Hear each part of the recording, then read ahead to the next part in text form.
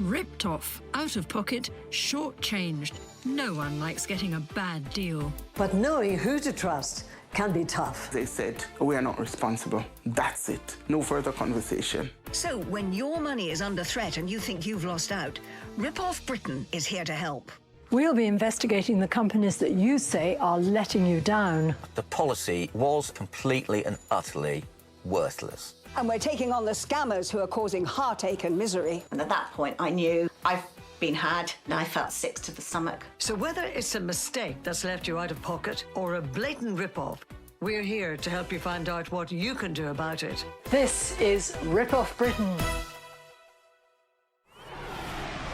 Good morning. Now, we're delighted you've been able to join us for Rip Off Britain, taking action for you when a company's giving you nothing but grief. Coming up, the firm that was supposed to make life easier in the most stressful of times after the death of a loved one.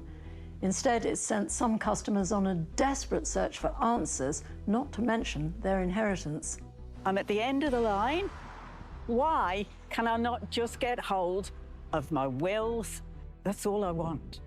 Plus, what happens when thousands of pounds disappear from your account without explanation, but your bank makes you feel like you are the criminal? Well, we're going to be updating you on one scenario and how you can fight your corner and win if you find yourself in a similar position. And in our advice clinic, we're going to be going in feet first with the big-name retailer that came up with, I think you would agree, a rather unusual reason for why a 5-week-old pair of school shoes had worn out. Well, I can tell you, Martin James is hitting a stride with advice on that one.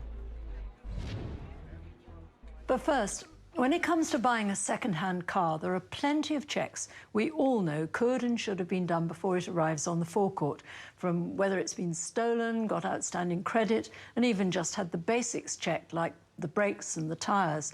But there's one thing that might just slip through the net: the mileage. Because if this next film is anything to go by, the figure on the dashboard might not be quite as reliable as you'd expect. It's a tactic once beloved of many a dodgy car dealer, not to mention Danny DeVito's second-hand salesman in the movie blockbuster Matilda. You run it backwards, the numbers go down. Watch your speedometer.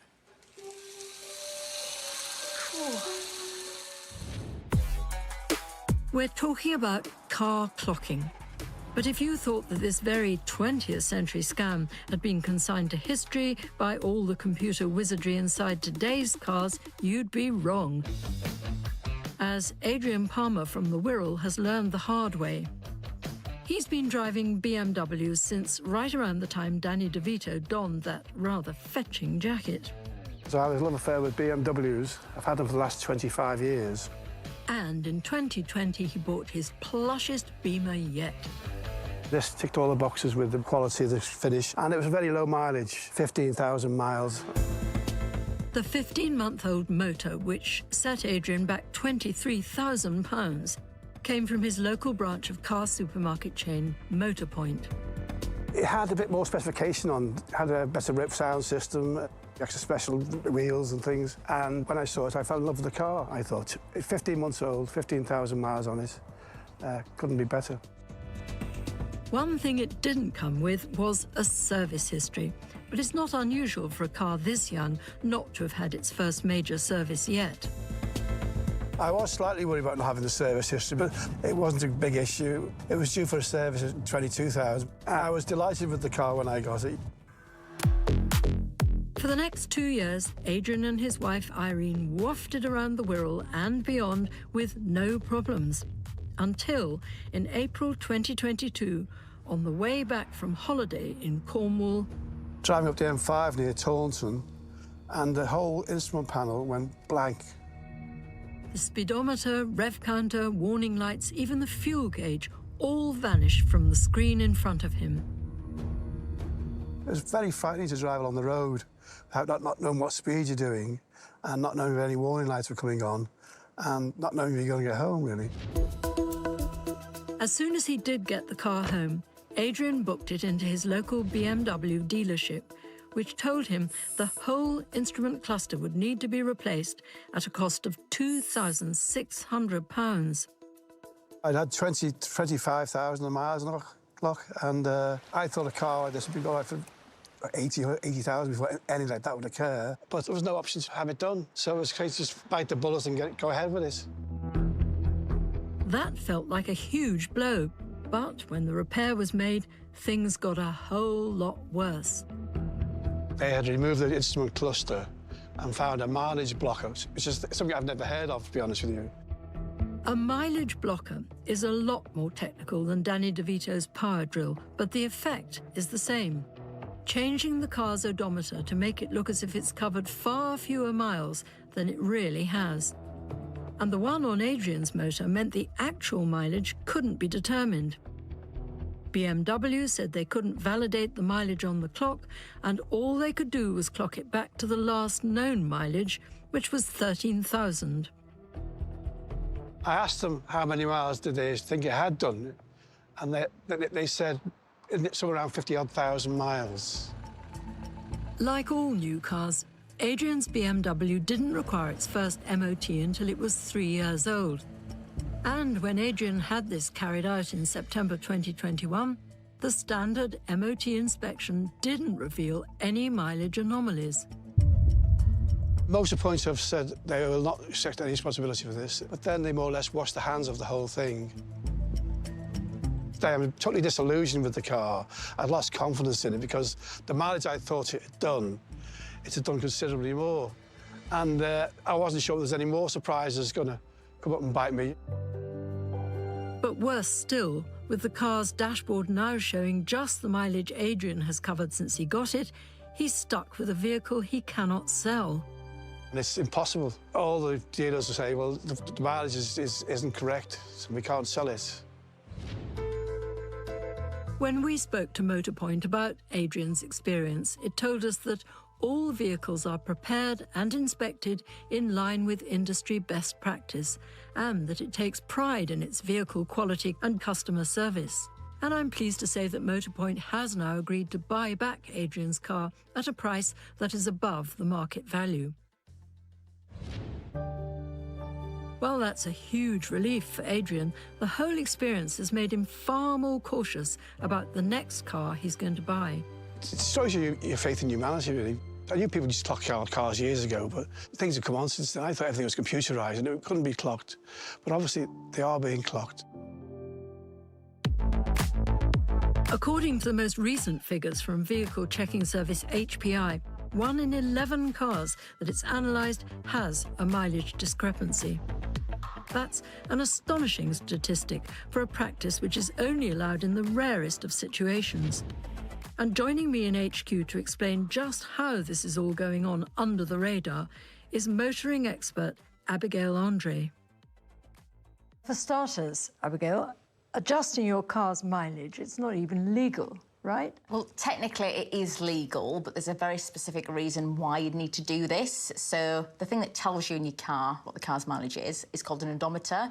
Now, if that breaks, a mechanic might need to replace it. So that's when they could change the mileage, but they would only change it back to what it was before. But clocking as a crime, it's on the rise, isn't it? It is, sadly, and that's definitely down to how we're buying cars today. So PCP, so personal contract purchase, and leasing are two types of car finance where the amount of money that you pay per month is massively predicted by how many miles per year you're going to do. And then if you go over those miles per year, you get an excess mileage charge. So people will want to, avoid paying a premium when their car's going back, for example, and they've gone over the mileage. If you have a quick look online, there's loads of companies that will do it, and they'll even come to your house. You could be having a cup of tea and have your car clocked. There's absolutely no way that all of these companies could be making money if they're only serving people with a genuine legal need. It's a murky world. If you're an owner and you find yourself driving one of these cars, what's the risk to you? There's a risk financially because obviously they've put their hard-earned money into this car and now, through no fault of their own, it's worth less. But also, if the electrics have been tampered, depending on how the clocking's been done, it could affect the part that basically tells you about safety alerts and also records the vehicle collision data. So if you've had an accident, part of those electrics tell the car that this has happened and store it in the car's ECU. Well, if you're buying a second-hand car, how can you tell if the mileage has been tampered with?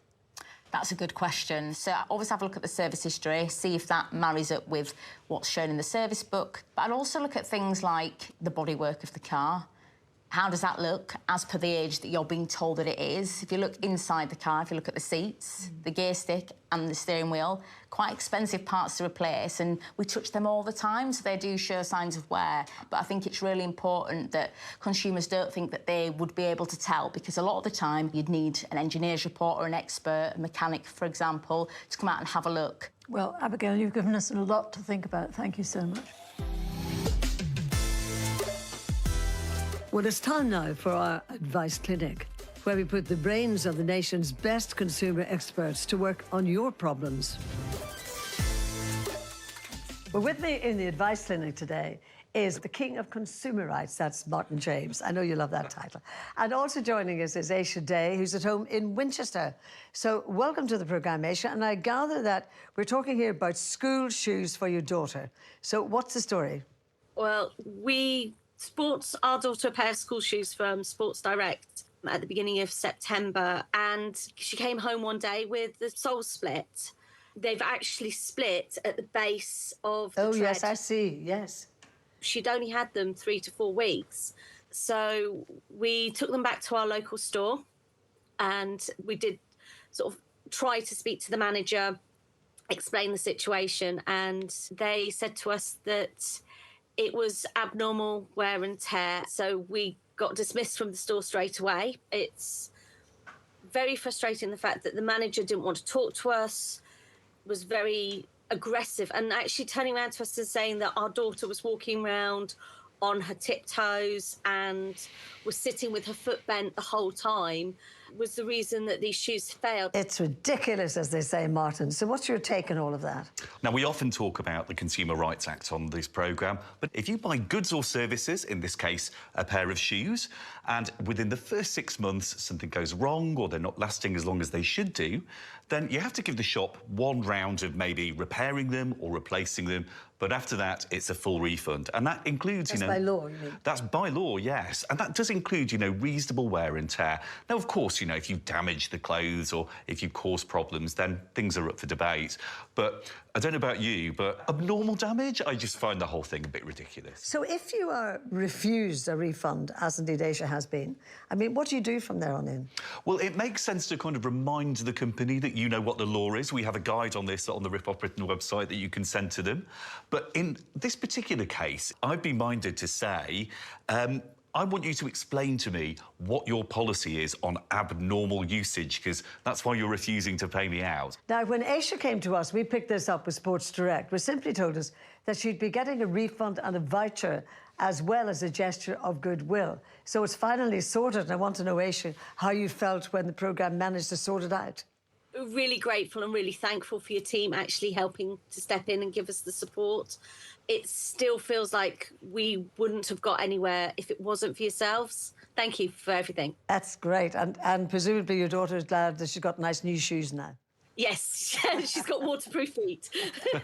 Well, Martin and Aisha, thank you both very much indeed. Thank you.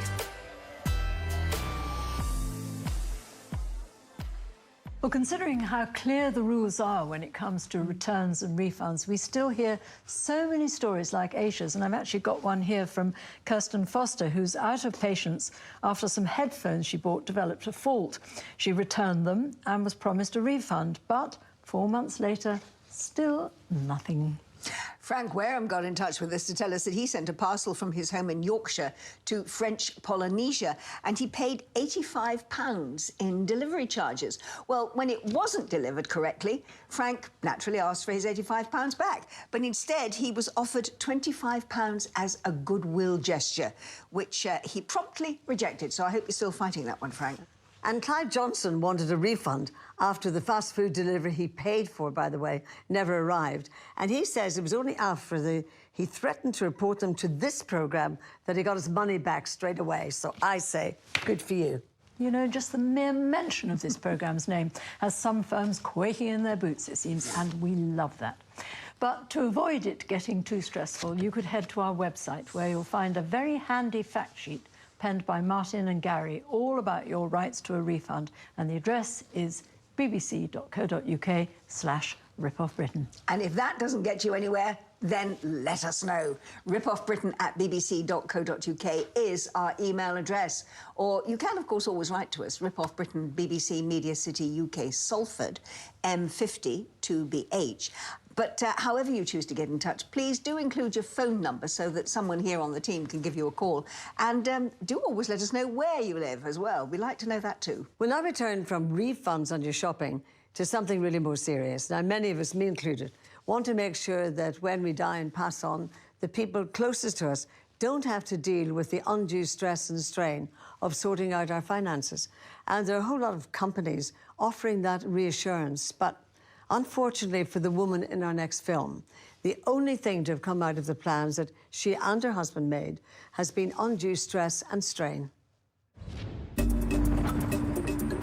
Retired teacher Pat Kirkham from Staffordshire has turned detective.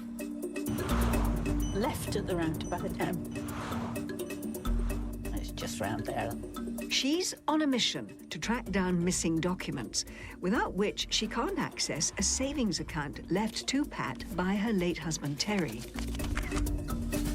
We've spent hours talking to the firm for nothing. I've had to do all of the work. I cannot get hold of the probate plan, no matter what or where I've looked. I don't know, I'm lost. But this sort of stress is a far cry from what Pat and Terry had intended when in 2019 they signed up for what's called a prepaid probate plan, paying almost £3,700 for professionals to handle the legal process of managing their estates when either of them died. The whole point of taking out this probate plan was so that we had peace of mind that nobody would have any problems when either of us died. It was something Pat's daughter, Emma, thought was a good idea. It was a relief to know it was all sorted, because obviously we know that we were going to be devastated when our parents have died. It was, you know, peace of mind, and we wouldn't have to do any of the work. The prepaid probate plan was sold to the couple by a company called Fortis Law, a trading name of RPW Legal, not to be confused with companies of a similar name. They'd already drawn up their wills and a family trust with the firm, and the probate plan seemed a sensible next step. The senior consultant came out to the house. She was very professional, but she was also very friendly. Sent through all the paperwork for signing, and basically we thought everything was fine. Now, Fortis Law held Terry and Pat's wills, trust, and their probate plan.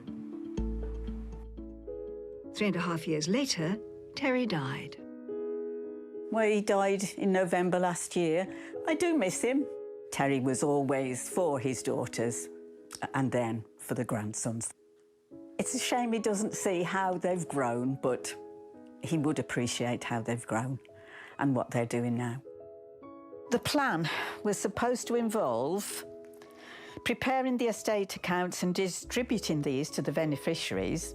All of this was supposed to be taken into their hands so that I, or whoever was having to do it, had no problems and everything went through smoothly.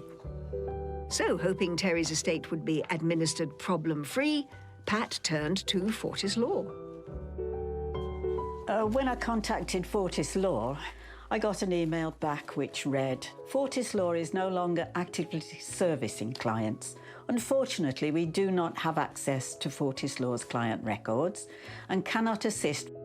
That meant Pat couldn't get back the original copies of Terry's will, the probate plan, and the family trust documents, which meant she could do nothing. So now I'm rather confused. I need to get to the bottom of it. I just felt at a loss as to what could I do in order to get hold of this will and to actually put the probate plan into action. What unfolded next was a months-long mission. First, she phoned the consultant who had initially helped her and Terry set up the plan. But as she couldn't help, Pat was directed to another company called Sterling. Left at the next one. They were no help either. And finally, she was directed to yet another company, Charnwood Accountants. Charnwood is the end of the line. None of these people can help. They all pass me on. I'm at the end of the line. Where are my documents? For goodness sake, where are they? Why can I not just get hold of my wills, my probate law, and my trust? That's all I want. Pat needs the money in Terry's savings account to make her home more accessible, but the bank holding it won't let her have it without probate. Desperate for help, Pat even referred her case to the Financial Ombudsman Service. So, Mum, what's happening with the Ombudsman now, then? Basically, they've said that they can't do anything because the firm is no longer in practice. I'm still chasing around like a headless chicken. Dad would be absolutely... He'd be absolutely mortified at what's going on. It's definitely going to come to an end if I've got anything to do with it. Well, what a shocker of a story that was. But joining me now in the studio to talk about it further is solicitor Gary Rycroft and one of the show's producers, Katie Sachi. And I'm also glad to say that joining us from her home in Staffordshire is Pat Kirkham herself. Pat, welcome to the programme. I have to congratulate you on your intrepid Miss Marple tracking down of those individual companies. But tell me, have you managed to find yet the original documents you're looking for? I have not, Angela. Not one of them. And you've not had any sort of response at all from the companies that you've been trying to get in touch with? Not a single one, other than to say, oh, we're not dealing with that anymore.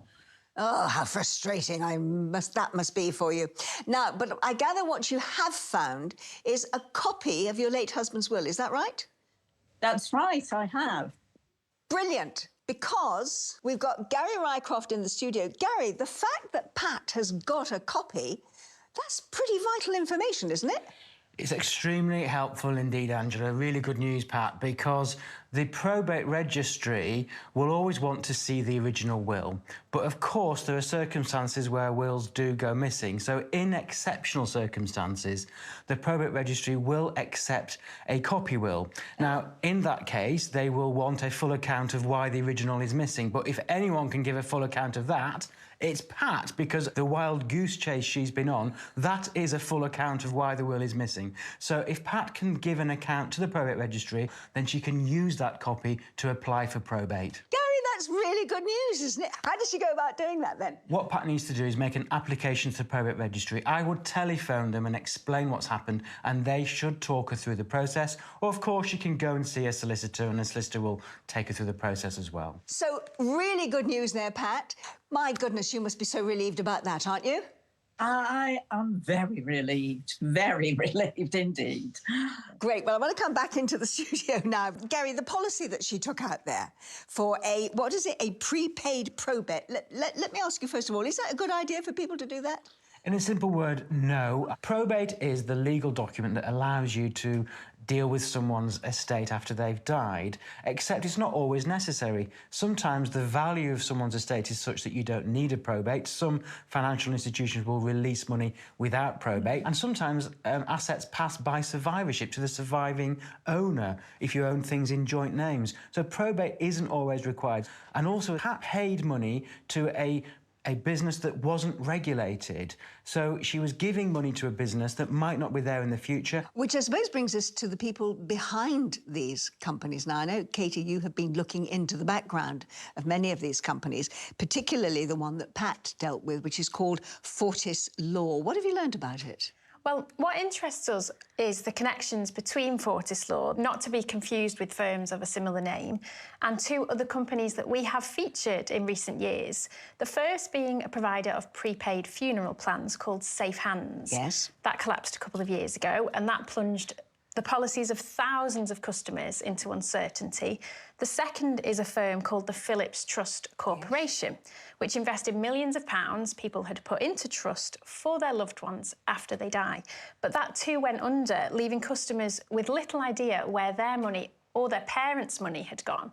The administrators of that firm say it's so complex that the process will take until 2026 at least. In the meantime, we know that Safe Hands is currently under investigation by the Serious Fraud Office. So questions to be answered in all of this, but the person who connects those three firms is called Richard Wells, who declared himself bankrupt in October 2023. So he was a director of Phillips Trust Corporation. He became a director of Safe Hands a few years ago. And he was the CEO of Fortis Law, which was actually a trading name of his company, RPW Legal. His name is on Pat's probate plan, and indeed, Pat and her husband were sold that plan by Richard Wells' wife. As you say, one name connecting three companies there, all of which were promising some kind of peace of mind to people, but have actually dumped them in it, frankly, haven't they, and created all sorts of problems. Well, we certainly think so, Angela. We have tried to contact him numerous times and had no response. But in 2022, he did say it was with deep regret that Safe Hands had gone into administration and that he strongly refuted any suggestion that he was involved in mishandling customer funds. We also contacted the other companies Pat was passed on to.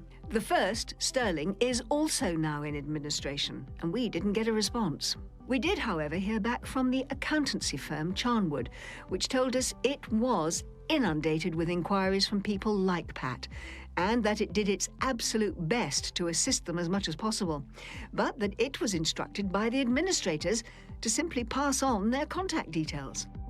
Charnwood stressed it has no links to Fortis Law, Safe Hands, its directors, or any of their businesses, and that it has no access to any of their client files. Charnwood says it has itself lost in excess of £20,000 and spent hundreds of hours assisting with inquiries following the collapse of Fortis Law.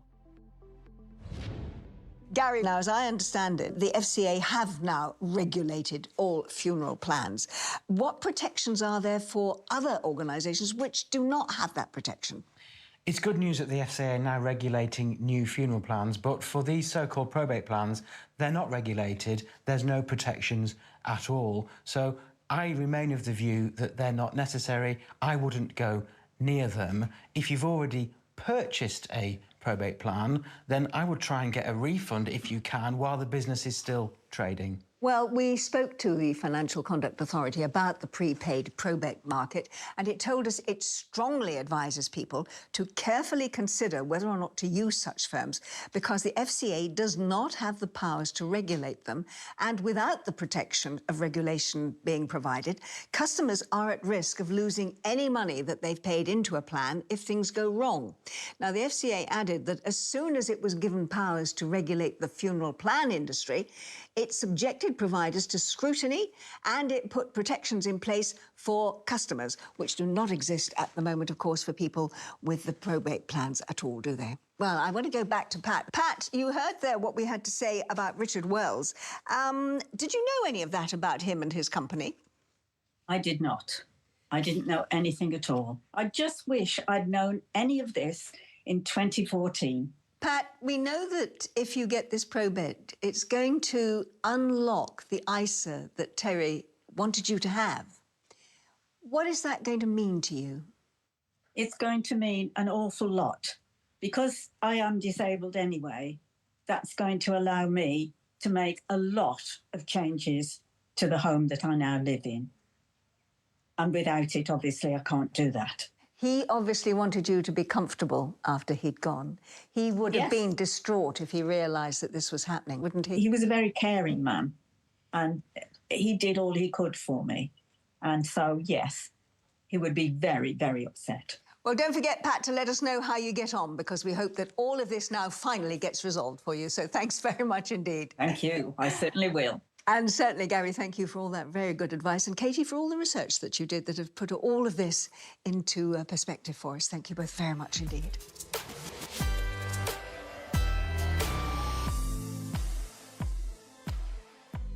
Now, next to a story that first came to our attention back in 2022, and we've been following that story ever since, it's one man's David versus Goliath battle to prove that when thousands of pounds disappeared from his bank account, he wasn't the person behind the scam. Well, shortly I'm going to be catching up with him to find out if he has finally managed to clear his name. But first, here's a reminder of his story that all started with an incident that really could happen to any of us.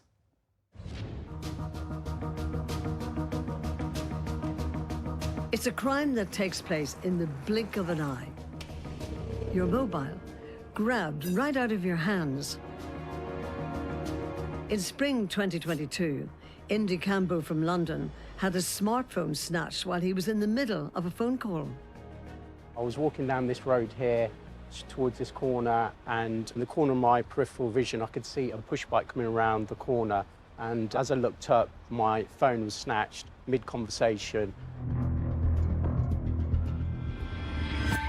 The following day, he reported the theft to the police and his mobile company, which blocked the SIM. And after his insurer provided him with a new phone, well, he thought that was just the end of the matter. But 5 weeks later, he started to realize that the thieves were not just after his phone handset. They also wanted access to his apps. One of his banks told him that new facial recognition security had been set up in his account. So knowing that he had done no such thing, Indy rang his bank straight away and learned that £5,000 had been withdrawn. I was totally panicked because I didn't realise how this could have happened. I was confused because £5,000 is a lot of money to be taken out of an account. Indy then realised that because he'd been in the middle of a call when the phone was taken, the handset was unlocked and the crooks, of course, could have accessed some of its contents, as well as his emails and notes that could include access to some banking apps and even his password vault, where Indy's private passwords were securely stored. His thoughts then turned to his savings account with a different bank, Barclays, and when he checked, he was in for a nastier shock. A large amount had been taken out of my Barclays account, £29,500. I just couldn't believe it. I felt like I'd been punched in the stomach. That money was towards a deposit on a house. What especially confused Indy was even with an unlocked phone, to log into the Barclays app on his device, the fraudsters would also have been required to use Face ID, as well as a 5-digit passcode known only to him. Barclays agreed to investigate, but soon insisted that the transaction had been approved with Face ID. Therefore, it could only have been Indy who had authorized it. And that meant that Barclays would not be refunding any of his lost £30,000. I was just totally shocked. I mean, I've been a victim of fraud here. Barclays should be taking responsibility and ownership for this. When we last saw Indy, he had referred his case to the Financial Ombudsman Service, and Barclays told us that it was reviewing the case. It also stressed that it took Indy 34 days to tell the bank that his phone had been stolen, which prevented Barclays from providing the necessary security blocks to protect his money. But in the months after that first film was broadcast, a great deal has changed. But I'm very pleased to say that Indy is on the line, and also I'm joined in the studio by financial fraud expert Stuart McFadden. But to you first, Indy, we all want to know, did you manage to get your money back? Yes, I did indeed. After a year and a half, I managed to get the money back, refunded by Barclays Bank. So what processes did you go through? So fundamentally, I was liaising with the banks and also providing evidence, police crime reports, action fraud reports, etc., to the banks. This didn't amount to anything, and at that point, I instructed a third-party company called Refundy to act on my behalf. Stuart, I have to admit that Refundy is a fairly new name to me. So how do you operate? What do you do for people? Well, to put it quite simply, we help people who have lost money to fraud or lost money to a scam, so enforcing their rights against the bank if the bank hasn't treated them fairly. When it came to Indy's phone, where did you start with the phone problem? So we basically talked through everything that happened and tried to figure out how it went from somebody snatching his phone to money being sent from his Barclays account. And we knew that the phone had been taken while it was already open, which would mean that the fraudsters would keep it open and they would have access to lots of stuff. And eventually, it took them a while, but they were able to change the settings on his actual device, which meant they could change the biometric settings change the Face ID to their own face and ultimately access the Barclays app using their own Face ID to authorise the payments. So, when you amassed all the information, what did you do with it then? Where did you go? We challenged the bank to provide the information that they haven't provided already. You could see that when his phone was stolen, he activated a new device and was accessing his banking apps from a new device. They could then see the old device suddenly appeared again when the money was stolen. So, what the bank should really be doing is going through things step by step with fraud victims and then looking at their own data, which we don't have access to, but the Ombudsman Service can get access to match that story. When I listen, though, to Indy's story, I mean, do you think that the public should have to employ somebody like your good self in order to get the money back from a bank when it's their money? Well, no, absolutely not. It's very clear that it's down to the bank to show that the victim has either authorised the payment themselves or acted with gross negligence. It should have been a relatively straightforward affair. It should just be a phone call to your bank explaining from start to finish what happened, and you should be able to get your own money back through that process.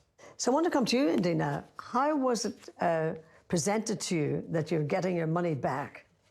So the Financial Ombudsman sent me some communication advising that they had overturned the decision of Barclays Bank. And I was just overwhelmed. It's clearly taken a year and a half of battling against the banks, and they've also made me feel like a criminal throughout that whole process and not taken ownership of how they're treating their customers who have been victims of fraud. When something like this happens, you feel violated. It was absolutely shocking and disgusting the way they had treated me. Well, Indy, thank you very much indeed for joining us today. And Stuart, thank you. I'm going to take your number, by the way, and keep it just in case. Right. Thank you both very much. When we spoke to Barclays, it told us that it thoroughly investigated Indy's claim and returned his funds as a gesture of goodwill.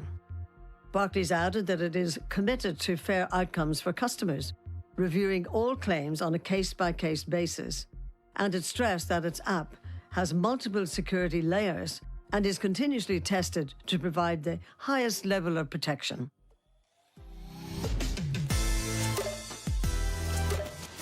Time now for the second visit of the day to our advice clinic, where it's time to delve not into our email inbox, but our bulging mailbag. Well, Gary is back with me in the advice clinic. And Gary, these letters are just a few of the scores that we receive from people who have real problems when they're dealing with companies on behalf of friends who particularly have dementia. For instance, Robert Brideston emailed to tell us about the issues that he had trying to cancel an automatic direct debit that his mum had taken out years earlier. And Joan Cutbill from Bradford told us that she was left feeling humiliated following the actions of her bank in relation to the credit card that had been held by herself and her husband. Now, in both instances, they said that they actually had power of attorney in place. Powers of attorney which were not, apparently, helping them to solve what were seemingly relatively easy problems. Now, Gary, I think we seem to have been talking about this for such a long time, don't we?